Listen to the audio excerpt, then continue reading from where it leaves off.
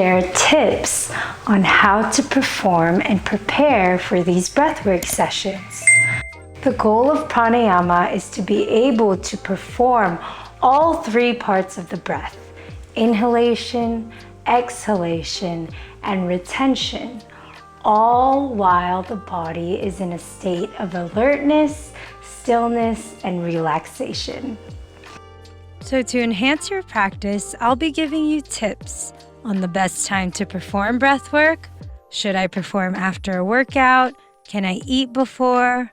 The ideal environment for daily practice, and most importantly, the art of sitting, how to sit properly during breathwork sessions, posture, and what to exactly do with your face, eyes, ears, tongue, arms, and legs. All of these details will help you maintain stillness to relax further and go deeper within. So let's get started. When is the best time to do breath work? The best time to do a session is right in the morning when you wake up, because your body and brain are still fresh. Now, if this isn't suitable, try doing a practice after sunset when the air is nice and cool. How about after a workout? Some say it's quite difficult to sit still right after a workout because the body is stimulated. Others say that it brings calmness and relaxation. So it's all up to you. Just make sure that you listen to your body. Don't do any of the sessions on a full stomach. We want to give the body time and space to do its primary function, which is digestion.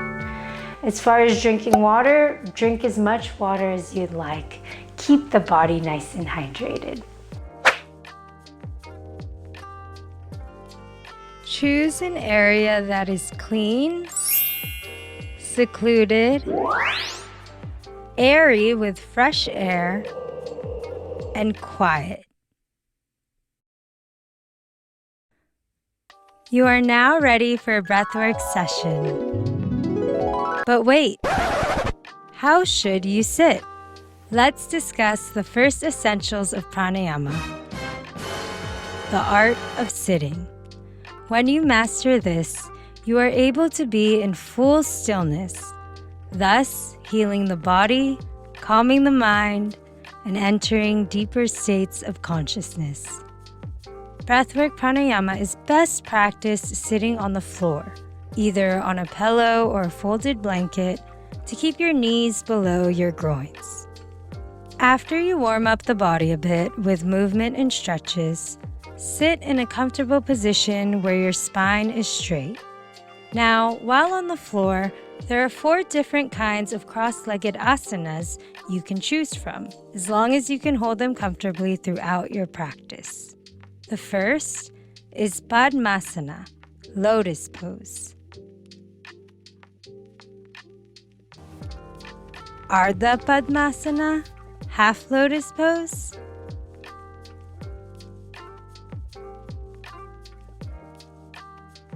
Sukhasana, easy pose. Here, one knee may be higher than the other.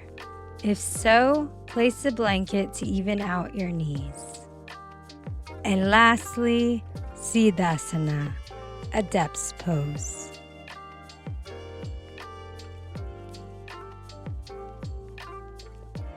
If you have trouble sitting like this or have back pain, sit in a chair. You do, however, eventually want to be able to sit cross-legged on the floor, so yoga asanas and movement can help. When you're finally seated comfortably, push your top chest open and slightly forward. Relax your shoulders and drop them away from the neck as low as possible from the ears. At first, this all may be hard to maintain, but as you progress, you'll be able to sit in a good posture throughout the practice. Good posture is extremely important as it will lead to good endurance and proper breathing habits.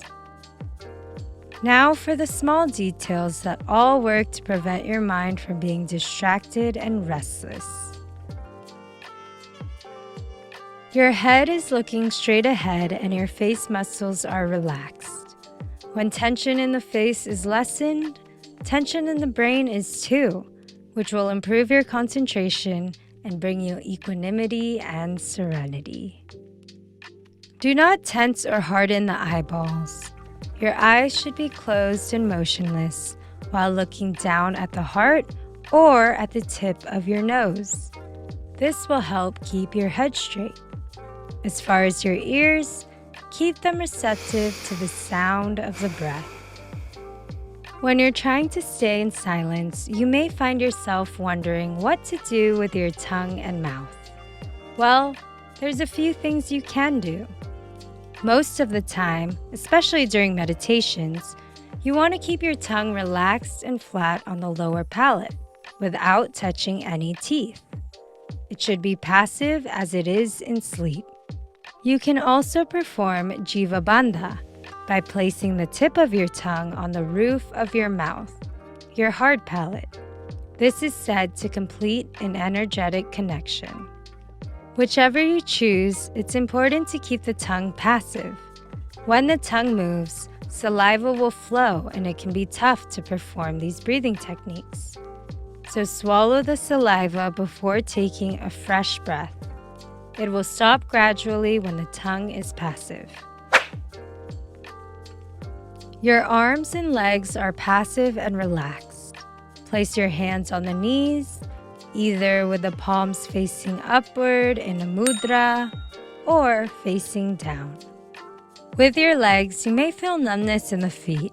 Sitting in any posture during pranayama will restrict the flow of blood to the feet and cause numbness.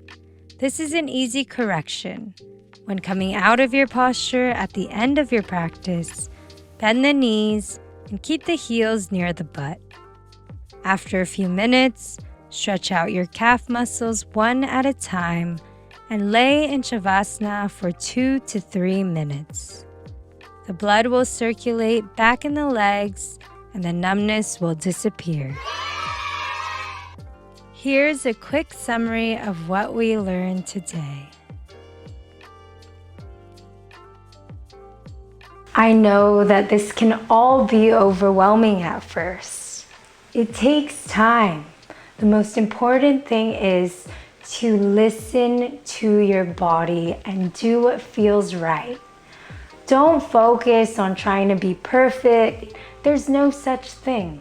All of these tips are just here to help you calm the mind, bring relaxation, and make sure that the breath can flow freely throughout the whole body. I hope all this helps, and I will see you for the next session. Thanks so much for watching. If you enjoyed this video, give it a thumbs up.